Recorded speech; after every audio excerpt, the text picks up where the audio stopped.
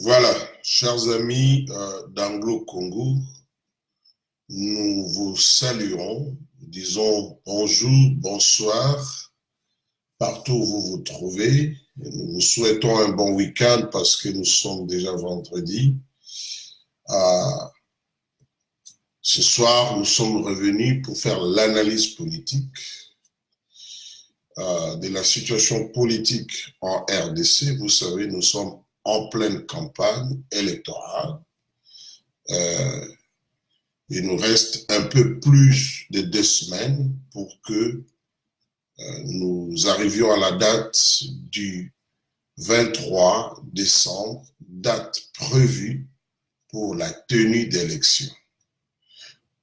Jusqu'à ce jour, en dépit des assurances données par le président de la CENI, les doutes persistent quant à la tenue de ces élections, ou alors les gens redoutent une élection chaotique. Nous assistons à une campagne dont, il faut le dire,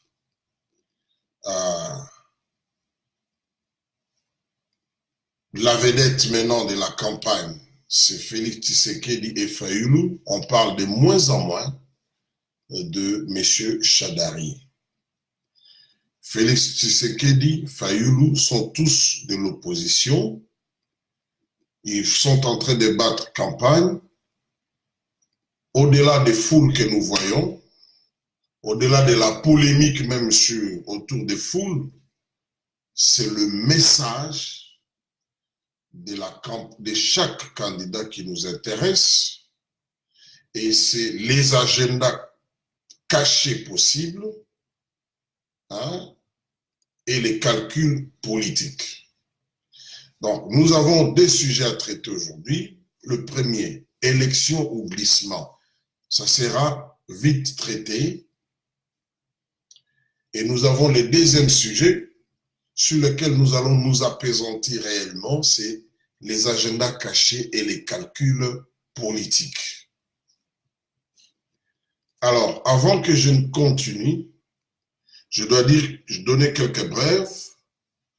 Le candidat de Lamouka, de la coalition Lamouka, Martin Fayulu, était, en tout cas, jusqu'au moment où je faisais cette émission, la dernière information que j'avais, il était à Bunia, où il a parlé devant une immense foule.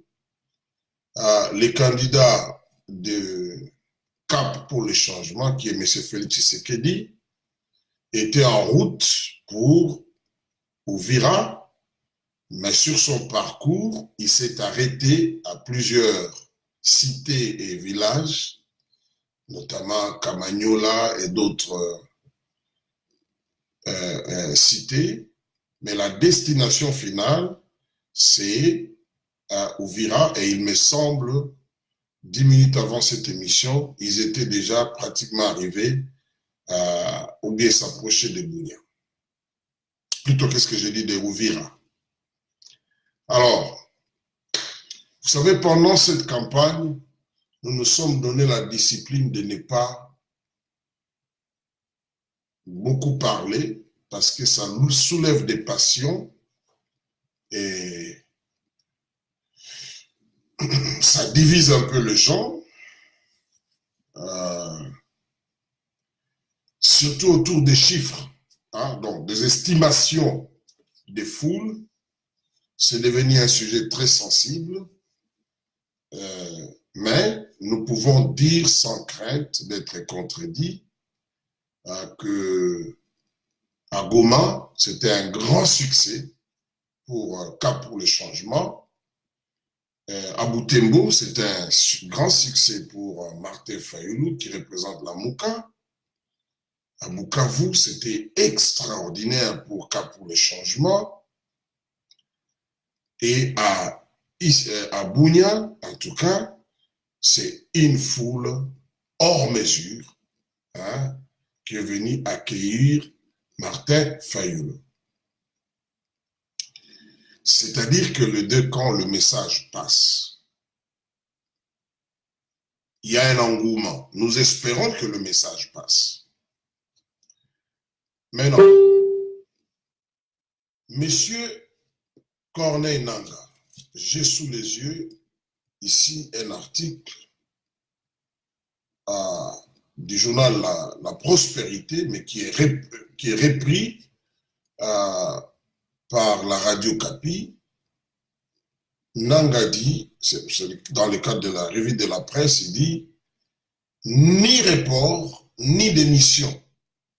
RDC Nangaa confirme la tenue des élections. » Donc, pour Nangaa, il y aura élection le 23 décembre de cette année et nous sommes à un peu plus de 2 semaines. Nous sommes à peu près à 16 jours, si mes calculs sont bons. Alors, Nangaa va plus loin, il dit le 25 décembre, qui est la date de Noël, il y aura passation de pouvoir, transfert pacifique de pouvoir entre Kabila et son successeur. Et ça se fera au Palais de la Nation, conformément au calendrier électoral. Ce sont là les assurances de Nangaa. Il ajoute, à ce jour, il n'y a pas un site qui n'a pas reçu le matériel électoral. Pour lui, l'objectif est d'ici dimanche 9 décembre, donc dimanche, le tout prochain dimanche, que tout le matériel soit au niveau des 236 sites de formation. Il a insisté sur le fait qu'à ce jour, aucun matériel de vote ne se trouve à l'étranger, sauf les procès-verbaux de vote, les dépouillements et les fiches des résultats qui sont encore en Afrique du Sud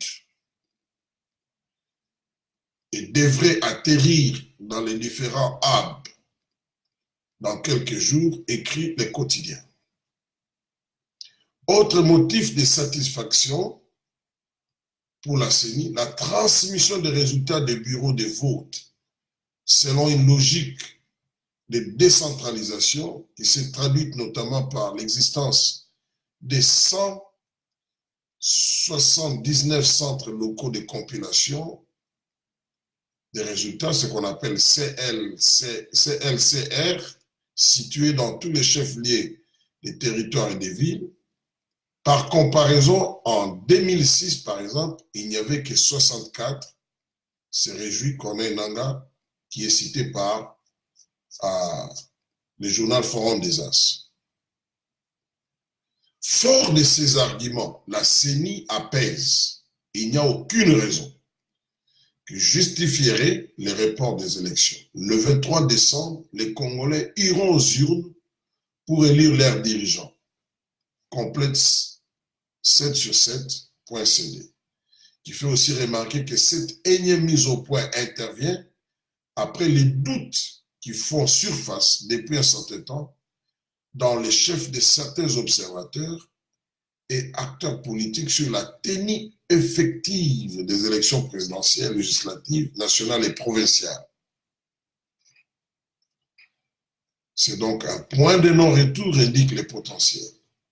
Pour le moment, poursuit les quotidiens, des sources internes rapportent que la CENI assure d'ores et déjà une série de formations en mode accéléré du personnel des bureaux de vote. Pendant ce temps, la campagne électorale, quoique morose, poursuit son petit bonhomme de chemin. Pour les cas spécifiques de la présidentielle, 3 candidats sur les 21 validés par la CENI se sont détachés du lot. Sans doute, le 23 décembre, la présidentielle se jouerait-elle entre Emmanuel Ramazani Shadari du Front commun pour le Congo, Martin Fayulu de Lamouka et Félix Tshisekedi de Cap pour les changements, croient savoir les tabloïds. Carinfo.ca. s'intéresse à cette question indique qu'à Bukavu, il y a une opération de charme du beau-frère Félix Tshisekedi. Prenant la parole, le président de l'UDPS a préféré s'exprimer en français car il perfectionne encore son swahili. Il a ensuite évoqué sa relation émotionnelle avec ce Bukavu. Mais je suis à l'aise car mon épouse vient d'ici. C'est votre sœur qui fait mon bonheur. De quoi conquérir la foule qui a aussitôt répondu par une valse de Sémé qui détaille les médias.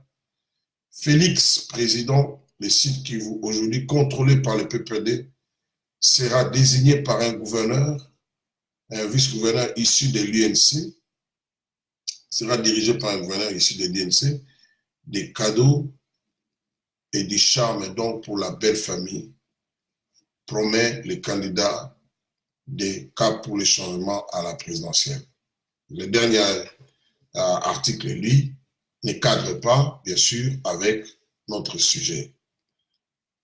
Alors, au regard de tout ce que nous voyons sur le terrain, de messages des candidats, des assurances de la CENI, mais aussi des doutes qui persistent encore et du manque d'engouement au niveau des candidats pour les législatives au niveau national et provincial. Devant cette situation, on se pose la question s'il y aura élection ou s'il y aura un glissement ou un report. Excusez-moi. Hier encore, je parlais à un ami journaliste au Congo qui m'a dit que il a appris des sources très crédibles.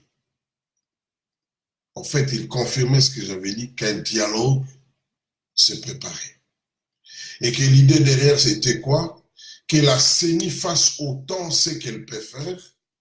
Et ensuite, on va constater, faire une évaluation et arriver à la conclusion si les élections peuvent se dérouler dans cette condition-là ou pas.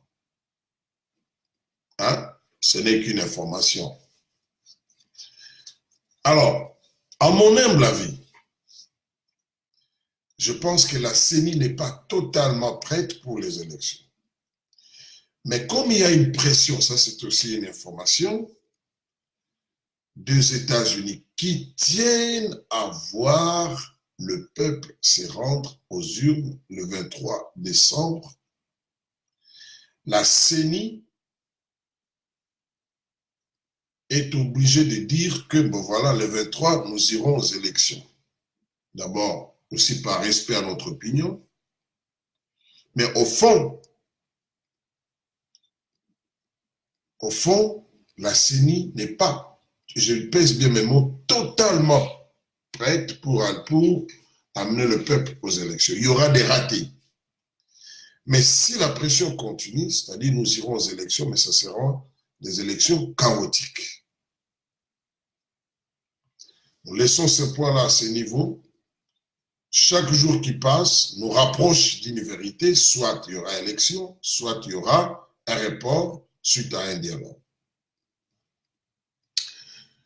Nous prenons maintenant le deuxième sujet.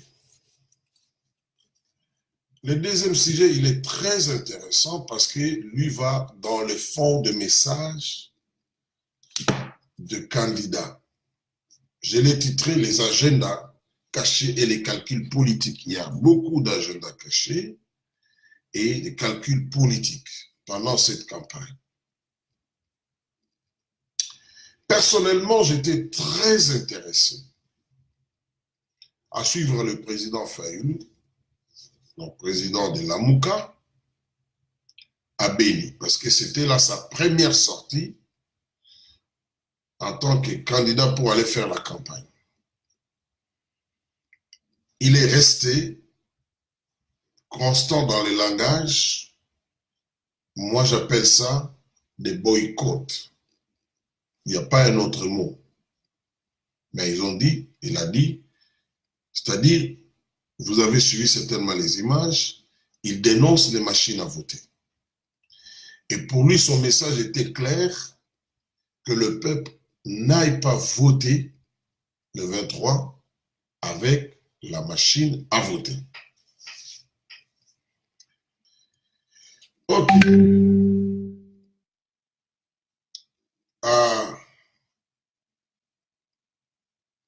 Mais si le peuple ne va pas voter, quelle sera la conséquence?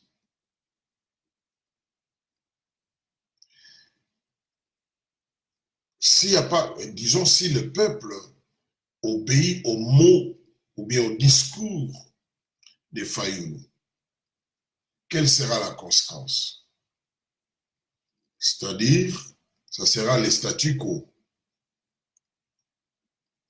Kabila sera en place, Chibala sera en place, Kengodono sera en place, Muzito sera en place, et pour le cas de ces deux derniers, donc Kengo et Muzito, leurs sénateurs et députés seront toujours en train de siéger au Parlement. Alors, j'ai suivi le professeur Kalele, qui lui est dans les camps de la Mouka. Je vous propose de les suivre. Je vais balancer l'élément. Attendez. Et puis nous devons nous assumer. Entre-temps, le 23, on fait comment? Entre-temps, le 23, vous prenez vos responsabilités, vous recourez en cas d'échéance à cet article. Ça veut dire, concrètement, dans l'urne, on fait quoi?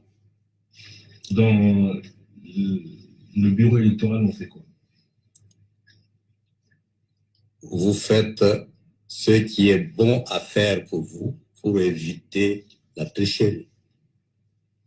On parle d'un électeur qui se retrouve dans un bureau de vote avec un bulletin, une machine à voter. Pour voter, afin que le professeur Mathieu Kalele soit élu député, il fait quoi? Je ne sais pas répondre à cette question maintenant. Vous dites à vos électeurs, vous ne savez pas quoi leur dire non, pour parce voter que pour vous. Il y a une option qui a été levée par ma plateforme, la Mouka. Cette option n'est pas encore levée jusque-là. Je m'en tiens à cette option. C'est un problème de discipline. Et cette option est conforme à notre Constitution. Si quelqu'un veut introduire des manœuvres pour fausser le processus électoral, vous ne le suivez pas en âme et conscience. Merci beaucoup, professeur Kalele. Merci à vous, chers auditeurs. Voilà, vous venez là donc de suivre un extrait de l'entretien du professeur Kalele, qui est membre de la plateforme La Mouka, la plateforme chère à Martin Fayoulou, à Jean-Pierre Memba et à Moïse Katumbi, pour ne citer que ceux-là. Et vous aurez constaté que la position de la Mouka est celle de ne pas aller aux élections au cas où les machines à voter sont maintenues. Monsieur Nanga, dans sa communication à la presse, a dit haut et clair que les machines à voter seront là le 23 décembre. Il est allé même plus loin, disons que le dépouillement sera manuel.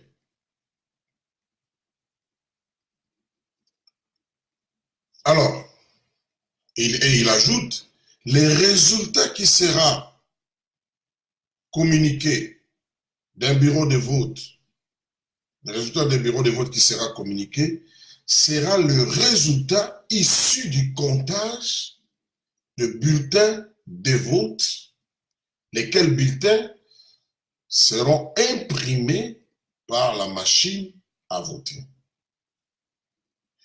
Alors ici, j'aimerais recadrer un peu les choses. Quand on étudie les fonctions, moi, ce que je reproche à cette machine, parce que l'appellation machine à voter, c'est parce que ça fait partie du processus électoral. Mais en réalité, quand on vote avec la machine, on ne touche plus au papier. C'est-à-dire, tous les choix se fait de manière électronique. Vous n'avez plus besoin de papier. Ici, on va voter, désigner son candidat en appuyant sur l'ordinateur, qui est la machine à voter. Cette machine à voter imprime le bulletin de vote avec la photo et les noms du candidat de votre choix et vous allez déposer ça dans l'urne. Si ces machines qu'on a achetées en Corée n'étaient que réellement des imprimantes, ça allait être une bonne chose. Mais malheureusement, ces machines, au-delà de la fonction en tant qu'imprimante, ces machines sont des ordinateurs. Elle peut avoir une carte mémoire dedans. Elle a certainement un programme dedans. Et par des téléphones Android, on peut modifier certaines choses, certaines données dans cette machine. Donc, avec la machine à voter, il est clair qu'il y a risque de tricherie. Mais avec ce que M. Nanga vient d'ajouter, s'il s'en tient à cela, que non, voilà, les comptages manuels, mais aussi, surtout, les transferts des résultats se fera non pas par la machine à voter, dans ces cas-là, les chances de fraude ont sensiblement diminué. Mais nous sommes au Congo, nous connaissons M. Nanga, on ne peut pas faire confiance 100%. Alors, Lamuka, M. Kalele a évoqué l'article 64. C'est un article qui dit, je suis en train de paraphraser, qui stipule que si un individu ou un groupe d'individus prennent le pouvoir par la force, le peuple a le droit de résister cet individu-là ou ce groupe d'individus-là. Ou bien s'ils veulent prendre le pouvoir par la force. Alors, l'appel à l'application de l'article 64, c'est constitutionnel. Il parle des manœuvres pour tricher. J'ai dit c'est leur droit. Mais non, la question reste. Parce que même à Bunia, le message de Martin Fayulu est resté, s'il y a machine à voter, ben, vous ne votez pas. Il faut exiger la machine à voter. Maintenant, soyons pratiques. Nous sommes le 23. Et c'est là maintenant j'entre dans les agendas cachés, les calculs. Les électeurs se rendent, il n'y a pas vote. parce qu'ils ont écouté Fayulu. Son message est passé, le message de Lamouka. Qu'est-ce qui vient après? C'est l'article 64, l'application de l'article 64, ou bien c'est les dialogues. Parce qu'aujourd'hui, Kabila est au pouvoir au-delà de son mandat. Son mandat avait pris fin en 2016, fin 2016. Du côté de la famille politique de Kabila, et ils ne disent pas que Kabila reste au pouvoir grâce à l'accord. Et ils disent que Kabila est au pouvoir grâce à la disposition qui stipule que le président de la République en fonction reste en place jusqu'à l'élection du nouveau président élu. Ce qui veut dire, pour leur interprétation, s'il n'y a pas un président élu, c'est Kabila qui reste. Donc nous allons nous retrouver dans cette situation-là où Kabila va rester. Maintenant, est-ce que Lamouka va exiger l'article 64 parce que Kabila est resté, ou bien Lamouka veut appliquer l'article 64 parce qu'on veut utiliser les machines à voter, parce que quelqu'un veut tricher? Il y a une différence. Quand le professeur Kalele parle, lui parle de l'application de l'article 64 pour empêcher la tricherie. Ce qui est bien. Mais si la tricherie est empêchée, est-ce qu'on va appliquer l'article 64 pour demander celui qui est au pouvoir de quitter le pouvoir? C'est sur ce point-là qu'ils sont muets. L'article 64 ne s'applique pas seulement pour empêcher Shadari à prendre le pouvoir par la tricherie avec le concours des machines à voter. L'article 64 devra s'appliquer aussi à celui qui va rester au pouvoir sans avoir été élu.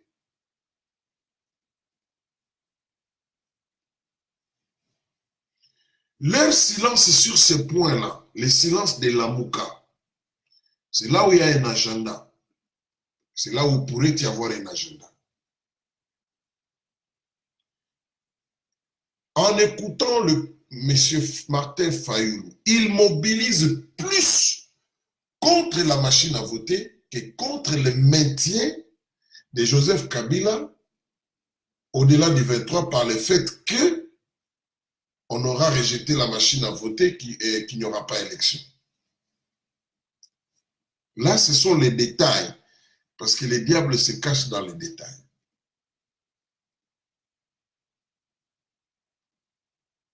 On ne sent plus cette mobilisation de transition sans Kabila. Non. L'article 64, ce n'est plus pour s'appliquer sur Kabila. Non. L'article 64, maintenant, c'est pour empêcher que Shadari devienne président par la tricherie. Je crois, je suis en train de me répéter, c'est pour que ça soit clair.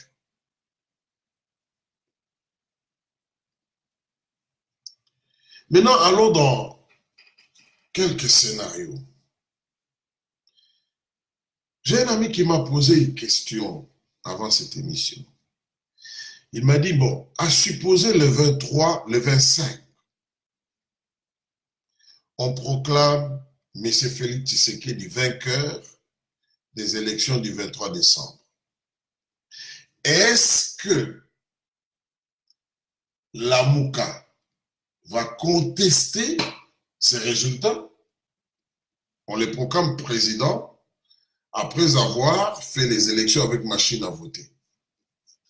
Est-ce que Lamouka va toujours contester les résultats des élections? Je lui ai dit c'était une bonne question et nous avons poussé le raisonnement. Moi, je lui ai dit oui, je pense qu'ils vont contester. S'ils sont respectueux de leur propre discours, tout résultat des élections qu'on aura obtenu en utilisant la machine à voter, pour eux, c'est une tentative ou bien c'est une façon de prendre le pouvoir par les tricheries. Donc, l'article 64 doit s'appliquer.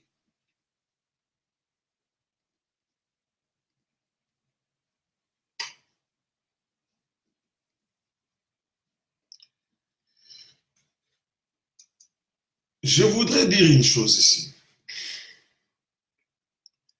Moi, j'ai appris que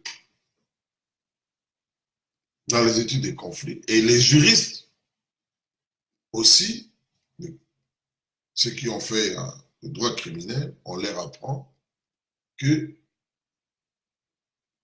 quand il y a un accusé, il faut toujours se poser la question à qui, ou bien il y a un crime, à qui profitent les crimes. Moi, j'appelle ça les intérêts. Quel est l'intérêt de Kabila? Je commence avec lui, dans cette situation. C'est de rester au pouvoir aussi longtemps que possible en attendant qu'un nouveau président soit élu, chose que lui ne facilite pas. Mais si jamais il est poussé jusqu'au bout, son deuxième intérêt, ça serait mettre un homme comme Shadari. Là, ce sont les deux intérêts de Kabila.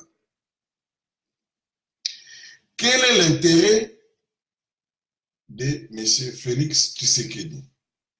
C'est d'aller aux élections avec ou sans machine à voter, en sachant que les autres peuvent tricher, mais comme il l'a dit lui-même, nous allons déployer les témoins, ils auront des évidences à partir desquelles nous pouvons contester.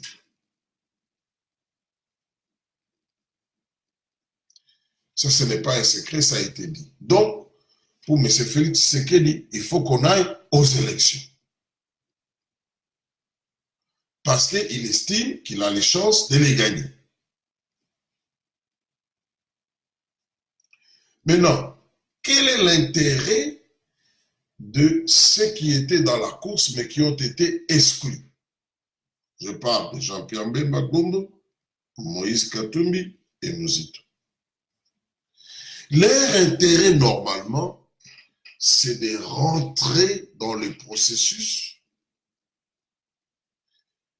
d'être candidat et de se faire élire aussi président.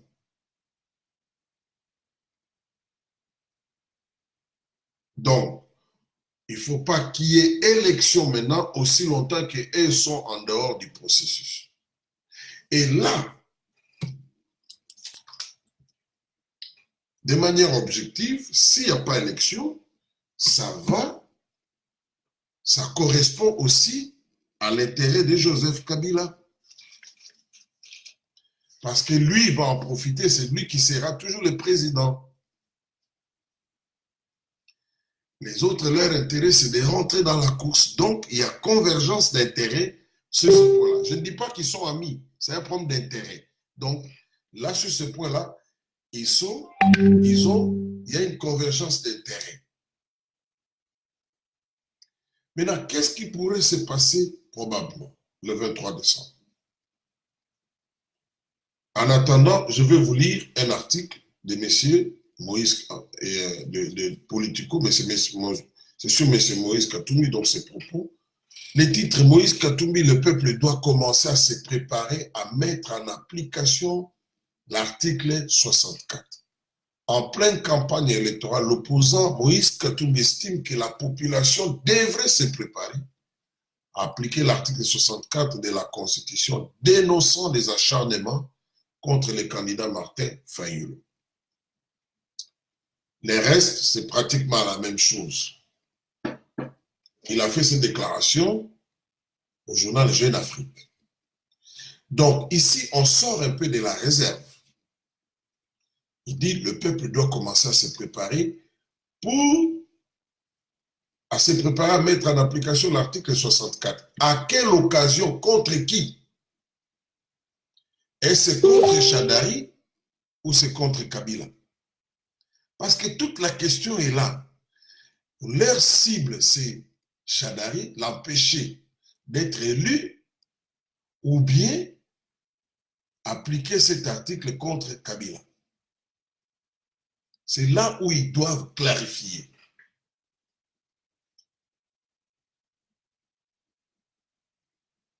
Il faut qu'ils clarifient.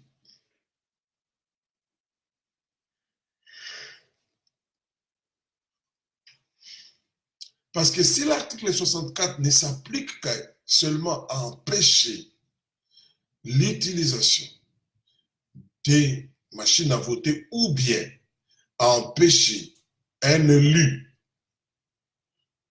grâce aux machines à voter, mais cet article ne s'applique pas à celui qui est en train de glisser, alors là, c'est le statu quo à la fin. Il n'y a pas autre chose. C'est le statu quo. Donc, ça sera à l'avantage de Kabila. À ce moment-là, la question que l'on doit se poser, pourquoi il donnerait Kabila tel avantage?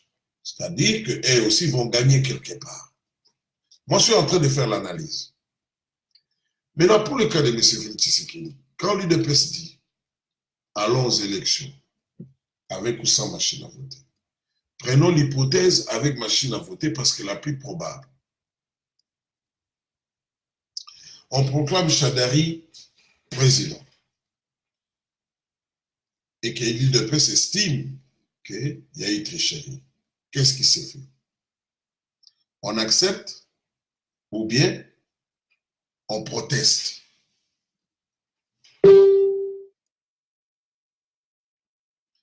Moi, je crois que du côté de l'UDPS, on se prépare aussi à la possibilité de l'article 64, mais cette fois-là, c'est pour certainement empêcher M. Kabila qu'il puisse continuer à attendre un président élu qui peut-être viendra en 2030. Du moins si on s'en tient à leurs paroles. Mais autre chose, s'ils contestent, on sait comment ça se termine. Il y aura certainement une médiation. Et la médiation va faire quoi? Peut-être dire, bon, on vous donne le poste de Premier ministre et certains gouvernements, nous partageons le pouvoir, vous partagez le pouvoir avec les FCC jusqu'à la fin de ce mandat pour qu'il y ait la paix.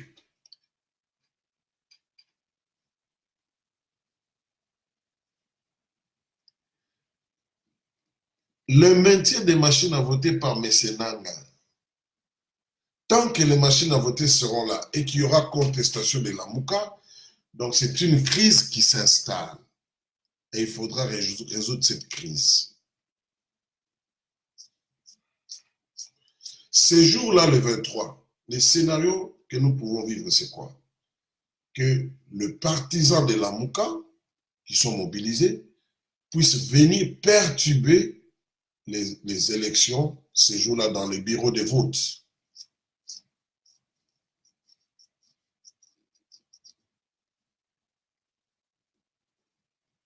Dans certains bureaux de vote, on va refuser ce vote-là s'il est avec machine à voter. Alors, si les gens viennent contester, nous connaissons ces régimes. S'il n'y a pas répression, nous allons dire que quelque part c'est suspect. C'est-à-dire que le pouvoir va laisser faire les partisans de Malamuka pour qu'ils sèment les chaos.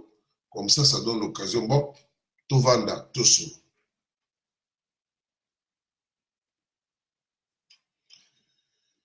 Voilà les différents scénarios auxquels nous assistons.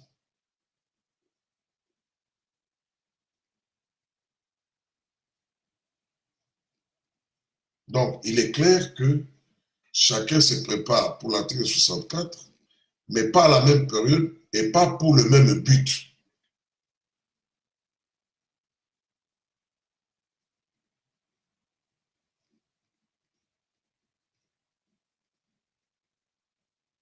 Comprenez?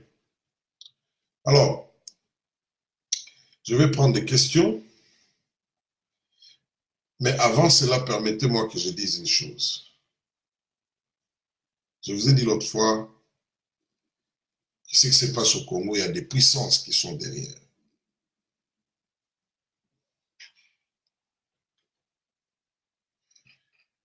Est-ce que va-t-on accepter que le Congo sombre dans une crise très grave?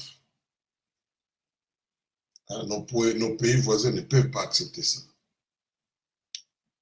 Parce que la stabilité de leur pays en dépend.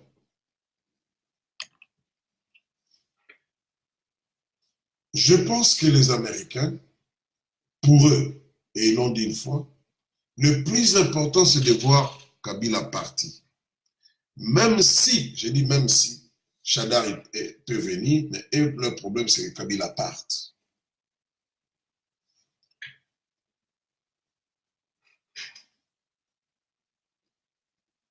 Si Kabila s'en va, ils vont influencer pour que les commandements militaires lui échappent quelque part.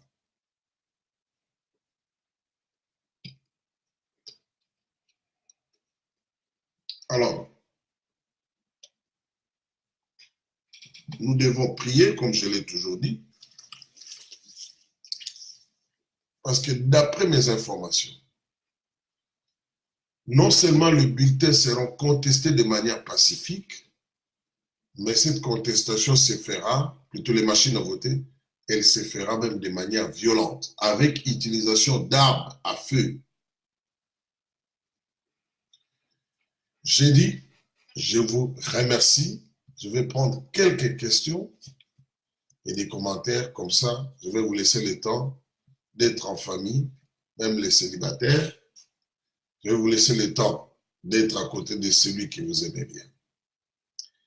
Alors, je n'ai pas cité le nom des gens au début, mais pendant que je fais les commentaires ici, je vais citer des noms. Il y a Dieudonné Ndjibou qui dit « Nos cordiales salutations, cher Anglo-Congo. Merci pour les analyses. » Patti Manika est branché, David Beillard, l'indoctable de Didier Malundama est branché, Alphonse Yema est médialeux, hello, Théodore Balengelai, Roger Massamedi, bonsoir, professeur extraordinaire, Roger, non, de la faculté des sciences politiques publiques et géostratégiques, Papa Anglo-Congo, merci pour Namatea, et Kitokona Nunayoka Matea Yamokondi Yesu Christo Bongote. Merci beaucoup.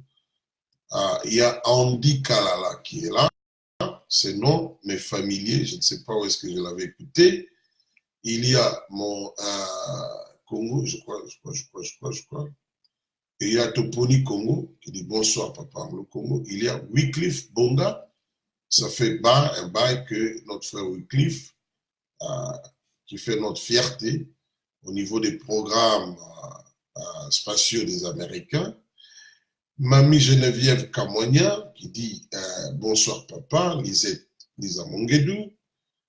Lisa Mongedou, il dit bonsoir papa, Jacques Kassongo, et c'est Tshisekedi, Nikonous, bonsoir, Vicky Tshisekedi Lukusa, Damien Willy Biaï, Sylvain Fouli, Carlos Kadima, Eric Kapunda, Serge Mokrikese, Pierre Kamouinumoko, Eric Kapomeli Mama et enfin.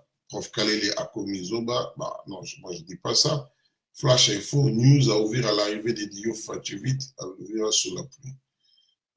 Igo me dit franchement, trop d'énergie perdue pour rien, une position ambiguë. Carlos Musinga Albino Salim Bouta, merci beaucoup. Tumba Kolisha, Patience Mathilde, Edo Capson Debout Congolais, Edo Capson dit bonjour à tous. Dit Tone, Wata Faïlou distraire les Congolais franchement, Henri Mouteba, Rev Macbeyer, John Lusanga, Frankie Kayinda, Gisner, Chanty Somiso, et Edo me pose la question assez, donc Anglo-Congo, la loi électorale nous parle en son article 45 du vote électronique et, n'est-ce pas, là, la machine à voter, où il fallait que la loi parle précisément de la machine à voter. Bon, j'ai des difficultés à me prononcer là-dessus, mais j'avais suivi le Souakoué nous dire que ce n'est pas interdit de voter avec la machine à voter. D'après lui, ce n'est pas dit clairement dans la loi électorale, mais je n'ai pas lu la loi, sincèrement, avant cette analyse. Si vous avez lu ça, donc, on prend ça comme ça.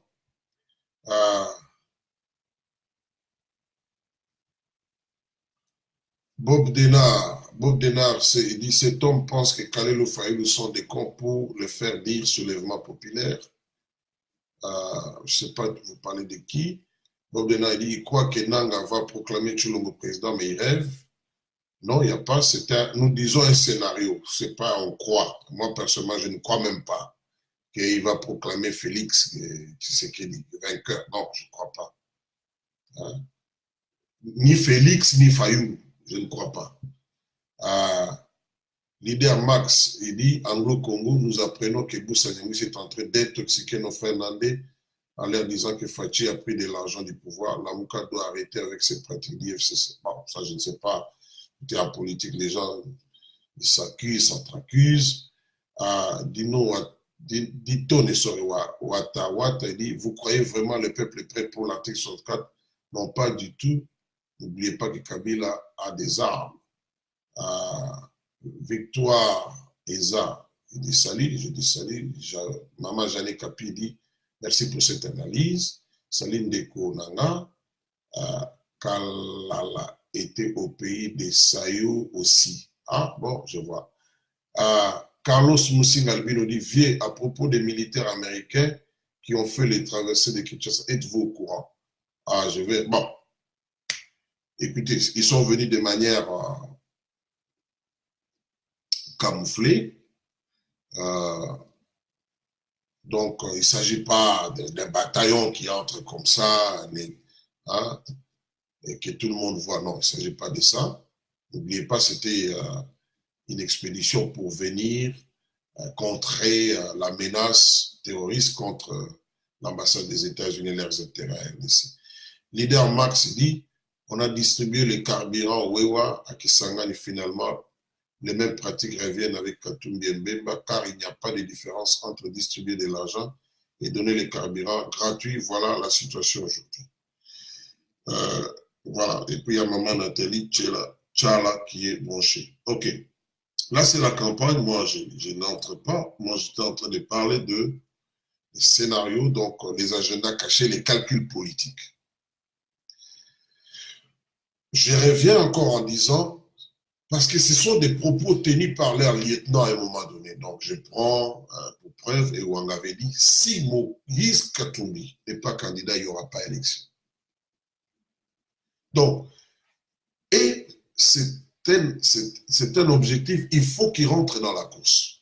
Et la machine à voter, il faut le dire, c'est illégal. Hein? Enfin, quand je dis illégal, en fait, c'est une machine dangereuse pour la transparence et la crédibilité des élections. En 2006, en 2011, nous avons voté sans machine à voter. Donc, la machine à voter peut servir de prétexte pour un agenda caché, qui est celui de rentrer dans la course. C'est pour cela que j'ai dit, le pouvoir peut laisser faire des troubles les jours même du vote. Parce que Nanga va organiser les élections le 23, Chadari a été désigné comme candidat d'IFCC, donc Kabila n'est pas candidat. Donc devant les Occidentaux, ceux qui font pression à Kabila et le peuple, Kabila il quitte. Il va dire non, mais les élections le 23, vous les avez eues. Chadari a participé. Mais malheureusement, il y a eu des troubles dans certains bureaux de vote. Et puis il y a des contestations, des gens qui disent que non, tout résultat qui sera issu des machines à voter, ce n'est pas acceptable. La finalité sera quoi? On va amener ça à la Cour constitutionnelle. Cette Cour va certainement dire que non, voilà, soit il y a deux possibilités que Shadari a gagné, soit alors elle va dire qu'il n'y a eu ni vainqueur ni vaincu. Dans tous les deux cas de figure, c'est Kabila qui est gagné, qui est gagnant. Si c'est Shadari qui passe, c'est toujours lui qui est gagnant. Si Shadari ne passe pas, on invalide les élections, lui reste en place, c'est toujours lui qui est gagnant. Mais entre ces deux victoires, quelle est la plus mauvaise? C'est certainement de le voir, lui toujours au pouvoir. Hein? Donc, nous devons raisonner en ces termes-là. Dans tous les cas, c'est lui qui gagne. Mais s'il y a un soulèvement populaire, moi je dis, quel est l'objet de ces soulèvements populaires?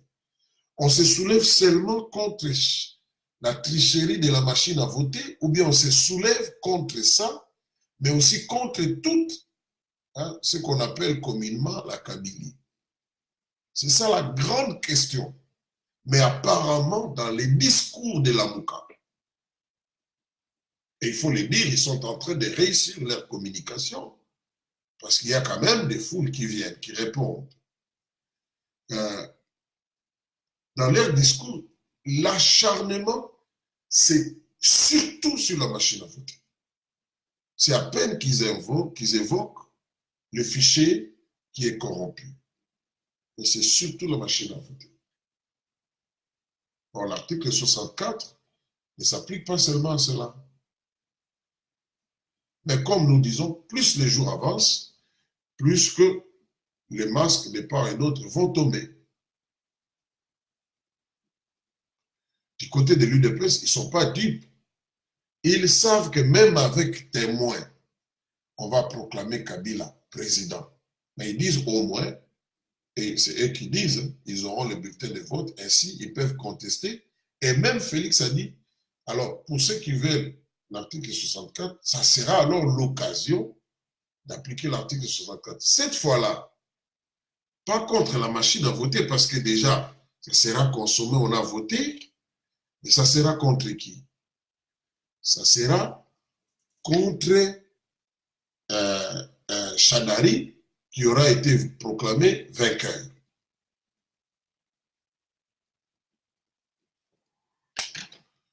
Et s'il conteste Shadari, en attendant, l'autre va rester au pouvoir.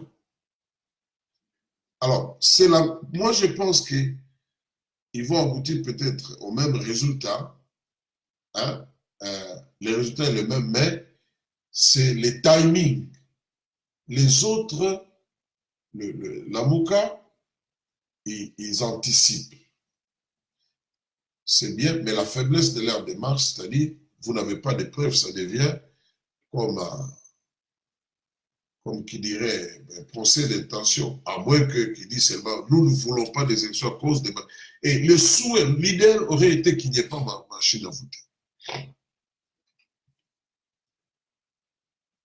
Est-ce que Nanga, quand il mettait machine à voter, il n'est pas en train de chercher à énerver certaines personnes pour que le mouvement de la contestation de la machine à voter prenne davantage de l'ampleur?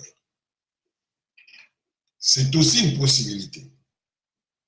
Parce que dans cette situation, Kabila, lui, ne va rien faire. Ce sont les autres, si jamais cela est vrai, qui doivent jouer, soulever les gens contre la machine à voter. Donc voilà à peu près, c'était là quelque chose d'additionnel à notre analyse. Alors je prends Darius Augustus Prestos se dit, quel sera le comportement des députés du camp Lamouka qui seront élus via la machine à voter? Ils doivent être clairs et arrêter avec l'hypocrisie. Ça, c'est une question pertinente. Jusqu'aujourd'hui, la contestation est focalisée sur la machine à voter, mais surtout au niveau de la présidence, pas de la députation nationale. Voilà, je crois avoir répondu à votre question. Leurs députés n'ont pas renoncé. J'ai suivi Daniel Sam, je crois que c'était pour hier ou avant-hier. Il est député, il est en train de battre campagne.